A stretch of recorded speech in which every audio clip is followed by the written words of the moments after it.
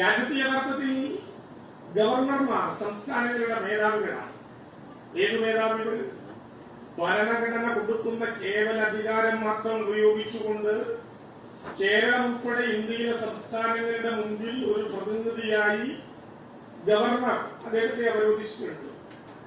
എന്നാൽ ഗവർണർ എന്ന പദത്തെ കേരളം ഉൾപ്പെടെയുള്ള സംസ്ഥാനങ്ങളിൽ ഭരണഘടന പോലും ഇല്ലാതാക്കിക്കൊണ്ട് അഥവാ ഭരണഘടനയെ ദുരുപയോഗപ്പെടുത്തിക്കൊണ്ട് ഒരു സംസ്ഥാനത്ത് 356 പ്രയോഗിക്കുന്നതിന് തുല്യമായി വിഭജിച്ചു ജനാധിപത്യ അവകാശങ്ങളെ നിഷേധിച്ച് ഒരു സംസ്ഥാനത്തെ ഇല്ലാതാക്കാൻ, സംസ്ഥാനത്തെ ജനാധിപത്യ ഭരണകൂടങ്ങളുടെ അന്ത്യകർമ്മം നടത്താനുള്ള ഒരായുധമായി ഗവർണർമാരെ മാറ്റാൻ തീരുമാനിച്ച ഒരു ഗവൺമെന്റ് ഇന്ത്യയുടെ ചരിത്രത്തിൽ ഈ നരേന്ദ്രമോദി ഗവൺമെന്റ് അല്ലാതെ മറ്റൊന്നില്ല.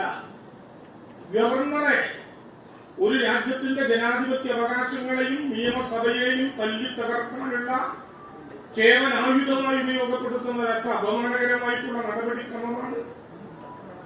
എല്ലായിടത്തും RSS നടത്തിക്കൊണ്ടിരിക്കുന്നത് പോലെ വിദ്യാഭ്യാസ കേന്ദ്രങ്ങളെയും അതുവഴി വിദ്യാർത്ഥികളെയും പുതിയ തലമുറയുടെ ചിന്താബോധത്തെയും പിടിച്ചടക്കാനുള്ള ബോധപൂർവമായിട്ടുള്ള സംഘപരിവാര രാഷ്ട്രീയ ഗൂഢാലോചന തങ്ങൾക്ക് അധികാരമില്ലാത്ത സംസ്ഥാനങ്ങളിൽ നടപ്പാക്കാനുള്ള ആയുധമായി ഗവർണർമാരെ മാറ്റാൻ പാടുന്നു.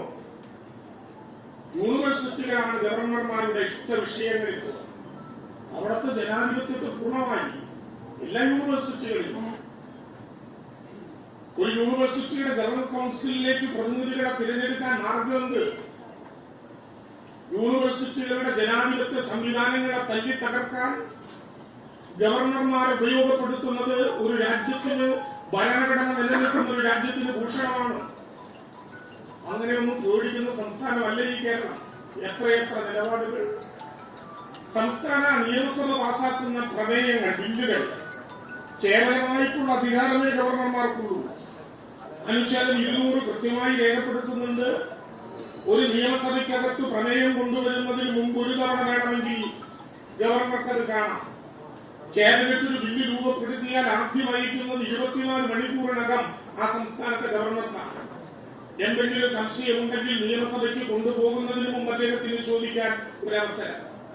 പിന്നെ നിയമസഭ, പ്രത്യേകിച്ച് കേരളത്തിന്റെ നിയമസഭ ഒരു ബില്ല് അവതരിപ്പിച്ചാൽ അത് സെലക്ട് കമ്മിറ്റിക്കോ സബ്ജക്ട് കമ്മിറ്റിക്കോ വിട്ട് കേരളത്തിന്റെ നിയമസഭയിൽ 3 തവണ അത് വായിച്ച് മൂന്നാമത്തെ വായനയും കഴിഞ്ഞ് ക്ലോസ് ബൈ ക്ലോസ് ആയി ഭേദഗതികൾ പൂർത്തീകരിച്ചു കഴിഞ്ഞാൽ, അങ്ങനെ പൂർത്തീകരിക്കപ്പെട്ടതിന് ശേഷം കേരളത്തിന്റെ നിയമസഭ ഐക്യകണ്ഠമായോ ഭൂരിപക്ഷത്തോടെയോ ആ ബില്ല് പാസാക്കിയാൽ പിന്നെ ഔപചാരികമായിട്ടുള്ള അംഗീകാരത്തിനു വേണ്ടി ഗവർണർക്ക് അയക്കും.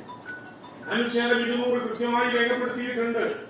ഒന്നുകിൽ ഗവർണർക്ക് ആ നിയമം അംഗീകരിക്കാം, അതല്ലെങ്കിൽ 3 കാര്യങ്ങൾ കുറച്ചു കാലത്തേക്ക് എടുത്തു വെക്കാം, രാഷ്ട്രപതിക്ക് അയക്കാം, അതുമല്ലെങ്കിൽ അദ്ദേഹത്തിന്റെ നിർദ്ദേശത്തോടെ നിയമസഭയ്ക്ക് തിരിച്ചയക്കാം.